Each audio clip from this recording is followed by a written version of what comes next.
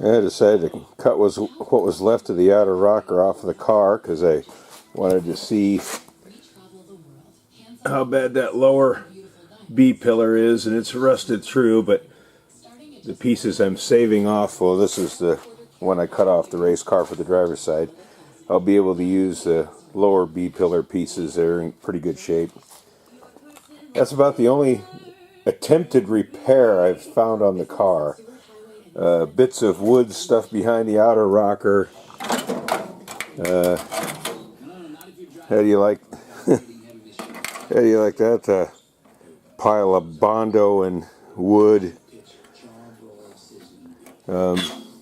Yeah, just some rocker repairs. The only thing I've seen attempted on this car, so I suspect the other rocker's probably similar, but that's okay. It's all getting cut off anyway, getting replaced. So anyway, it's warm outside. It's 40 degrees, so I'm gonna move my grinding outdoors. I hate grinding in the shop, especially when you're doing engine work and stuff. It's not a good combination. Well, this is how much I've gotten taken apart so far.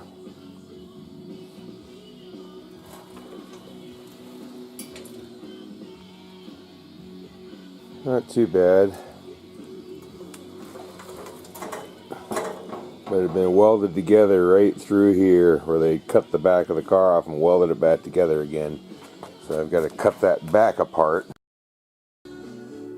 Okay, we've been hacking and cutting and drilling and sawzalling, and got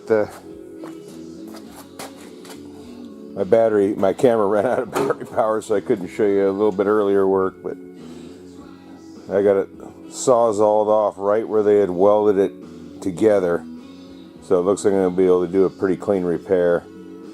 A lot of dirt in there and stuff, but surprisingly enough, it's in quite good shape. I got this piece off. Yeah, I may need that piece. I'll have to repair the flange, but overall usable piece if I need it. Oh, and there's the piece that I had to sawzall off. Inside, well, you can't really see inside very well, but it's actually in very good condition.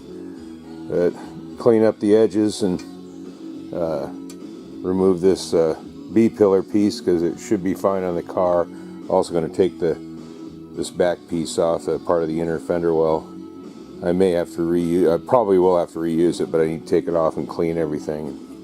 I'm going to have to make. I think I'm going to make a new pedestal there for the body. That was right where they welded it together, and it's kind of rusty, but I think I can manufacture some new ones. Couldn't get to the steel store before they were closed on Friday, so I couldn't get a piece of 16 gauge steel. But I've got plenty of work cutting and cleaning, and there's the old strip of the floor, and surprisingly enough, it's in really good condition along there. I was able to pop most of the spot welds, but yeah, this should be a pretty good piece. It's going to need a little repair, but it's one place I've got to save a little money that I can, because those inner rails are 250 bucks a piece, and these ones will actually suffice quite well. Just need a little bit of work, and my labor seems to be cheaper than than what I can afford to buy parts and ship them. So I got to move all this stuff out of the way and get in here and start seeing about getting this inner sill off, and I know the pedestals on the frame for where the body bolts to are in pretty bad shape, which is not uncommon. The front one's actually broken on this side, and I happen to have couple of 20-foot. You can just see it up over my van roof there. I got a couple of 10-foot sections of roll bar tubing. Happens to be the exact same outer diameter. It may be a little thicker than the original, but not much, I bet you, though. So I'm going to end up removing those pipes all the way into the inner X. I'm going to cut the welds and replace the whole complete pieces of pipe all the way out. Do it right, I guess, if I'm going to do it at all. Alright, more later. Okay, I'm getting the driver's side cut apart, the pieces I need, and you can see some of the fine, tip it all the way over here, the fine workmanship where they cut the back of the car off, did the race modifications, and then welded it back on. They're not even straight or square, you know, big gaps right there, weld all along there, so I'm cutting it right on the weld.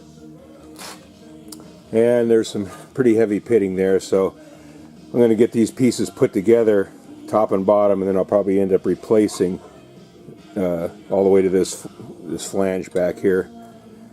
And yeah, they're going to need a little repair, but overall they're not too bad. I was going to leave the rockers on there to help me out guide the doors, but I think maybe, I don't think that's really going to help me the more I think about it. So I'm going to remove the rockers and get the new rockers coming. So when I start fitting all this, there's going to be a lot of little piddly work and bending of sheet metal and things like that before I can actually install these on the car.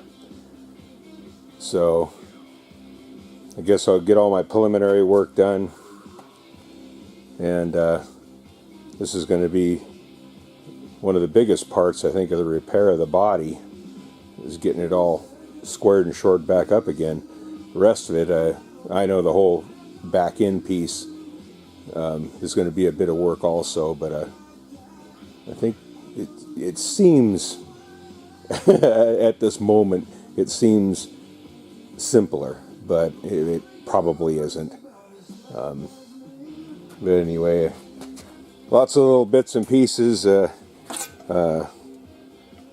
Some of this not so good, but it gives me a pattern where my car is rusted completely away, so I at least got patterns. And I'll probably end up cutting these right along here because this is all rusted, but this curve and everything is all in good shape all the way around the bottom, so I'll probably end up cutting it, and the other piece is flat with an edge bent on it and on the bottom, so that's pretty usable. And these lower sills, mine are completely rotted away, and these are actually in good shape, other than this flange got cut off during the welding process. This flange is still here, so I'll have to put a flange back on it, but probably cut these off and use this lower piece.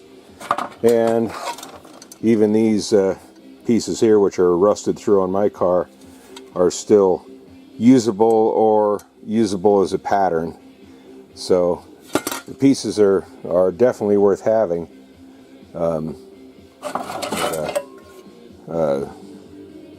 Yeah, I got to get this all cleaned up, and I'm going to have to make new perches. They were cut. I mean, a guy could weld them back together again, but I don't think they're going to be that hard to make. I'm going to make a steel plate this size and then clamp it in there, bend the pieces all around the steel plate. So it should give me a perfect replica. Of course, cardboard patterns to make the stencil out of. But yeah, well, after this deconstruction here and taking the rocker panels off the car over there, that will be remove any last hidden things that might be that I've got to address. Of course, doesn't hardly matter removing the rockers really, because I'm replacing those whole inner sills, but it's interesting to see what kind of crap people did behind those rockers. So today's the day of deconstruction and investigation. And there's the other one there. The back end already cut off it, so lots of fitment. More later. I decided to hack off what was left of the rocker panel now on the passenger side so I could take a look at that lower B-pillar. And it's going to have to be replaced with the pieces I got off the other car. Will fix both lower B-pillars. But here's what was stuffed in this side. Bondo and a Scotch-Brite pad. I didn't realize Scotch-Brite pads went back as early as I know this work has been done to this car, but apparently they were around in the early 70s. Anyway, after taking apart the other inner sills, yeah, they're repairable, but I think I'm going to end up buying new lower sills. I'm just going to have to bite the bullet and save the money and make a big order from the Roadster factory. I can make an order at $1,200 or better, then I can get it free shipping over to Seattle, and my friend has a big allotments he brings up almost every week, so I'll be able to get it up here for pennies, most all my sheet metal in one go. I just gotta I got stuff to sell off, so I guess I gotta get to it. But I got lots of preliminary work to do, cage nuts to replace and things to clean up and stuff like that. So I got plenty of things to do actually, even before I will come up with the $1,200 or better dollars. But I got plenty of trannies to overhaul. That's the next one right there for a shop in town, and they've got 3 more for me to do, plus a few from Fairbanks, plus a couple from Eagle River, towns around Alaska. So I should be able to come up with the funds to buy sheet metal here pretty soon.